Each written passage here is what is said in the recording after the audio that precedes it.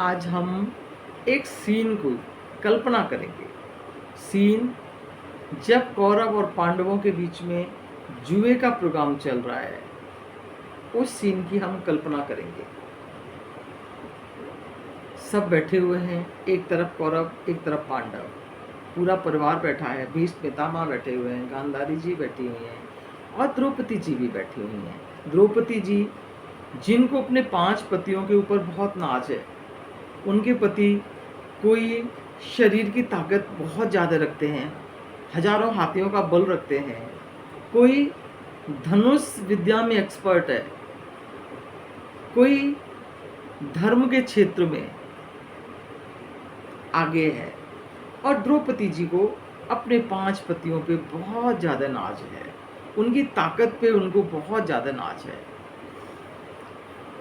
जुए का प्रोग्राम चलता है, कौरव और पांडवों के बीच में जुआ शुरू होता है। एक एक करके पांडव सब कुछ हार जाते हैं। लास्ट मोमेंट पे ये होता है कि वो द्रौपदी को रख देते हैं और द्रौपदी को भी हार जाते हैं। जब वो द्रौपदी को हार जाते हैं, उस टाइम पे द्रौपदी जी का भरम टूटता है। वो अपने पतियों की तरफ देखते हैं। द्रौपदी जी अपने पतियों की तरफ देख रही हैं।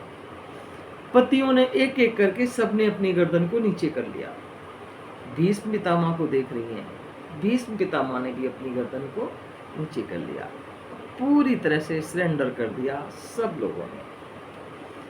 अब जब कृष्ण द्रौपदी जी की साड़ी खींचने की बारी आई, अब वहाँ पे उनको जो भ्रम था वो टूट चुका था। अब वहाँ पे उन्हें कोई भी हेल्प करने वाला नहीं दिख रहा है। अब वो कृष्ण को आवाज़ देती हैं, कृष्ण मेरी रक्षा करो। कृष्ण कुछ सेकंड के अंदर आ जाते हैं। द्रौपदी जी उनकी स्तुति करती हैं और उनको धन्यवाद देती हैं। कृष्ण भगवान उनको संकट से बाहर निकालते हैं। वहाँ पे द्रौपदी के अलावा किसी ने भी कृष्ण की स्तुति नहीं की। इसको हमने जब पढ़ा तो हमें बहुत खुशी हुई। हमें मन में लगा कि यार, युग कोई सा भी रहा हो, लेकिन हमारे जैसे लोग तो हर युग में रहे हैं।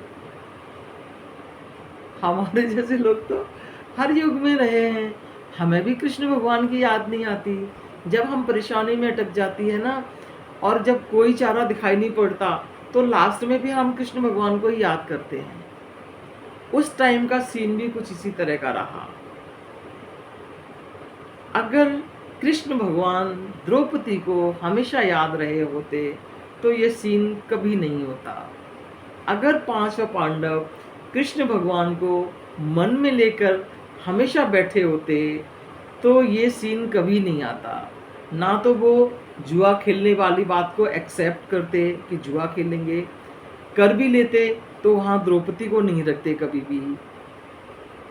तो हम लोग क्या करते हैं, हमें अपना पैसा, पद, पावर, इन पे बहुत घमंड हो जाता है। हम इसको सब कुछ मान लेते हैं और हम ये भूल जाते हैं कि इनसे भी ऊपर एक पावर है। जब तक वो नहीं चाहेगी, आपको पैसा, पावर, कोई भी चीज़, आप उसको इस्तेमाल भी नहीं कर पाएंगे। जब उसकी दया होगी तभी आपको इन चीज़ों का फ़ायदा मिलेगा। तो जब हमने ये पढ़ा तो हमें बहुत अच्छा लगा। हमें लगा कि यार, हम कोई कम थोड़ी है, हम तो बहुत खास हैं। हमारे जैसे लोग तो हर युग में रहते हैं। अगर पांडवों ने कृष्ण भगवान को अपनी तरफ बिठा लिया होता तो भी इतना बड़ा कांड नहीं होता, या कृष्ण भगवान को समर्पित होते द्रौपदी जी और पांडव दोनों, तो भी ये कांड नहीं होता। ये कृष्ण भगवान की गैर हाजिरी का नतीजा था, जहाँ पे उनको याद नहीं किया गया। याद नहीं किया तो वो आए भी नहीं, और वो आए भी नहीं तो देखो कितना बड़ा कांड हुआ। हमें ठीक है, हमें भगवान ने सब कुछ दिया है, लेकिन हमें जो हमारी सुप्रीम पावर है उससे हमेशा जुड़ के रहना चाहिए और उसको हमेशा याद रखना चाहिए। ये वाला जो सीन है, ये हमें यही शिक्षा देता है कि हम भगवान से थोड़ी देर के लिए भी अगर अपने को अलग कर लेते हैं, तो कुछ न कुछ वहाँ पे हमारे साथ गलत हो ही जाता है। हमेशा कृष्ण के अधीन होकर रहें, कोई काम करें तो और काम ना करें तो कृष्ण भगवान के ही अधीन होकर रहें। इस सीन से हमें यही शिक्षा मिलती है। धन्यवाद।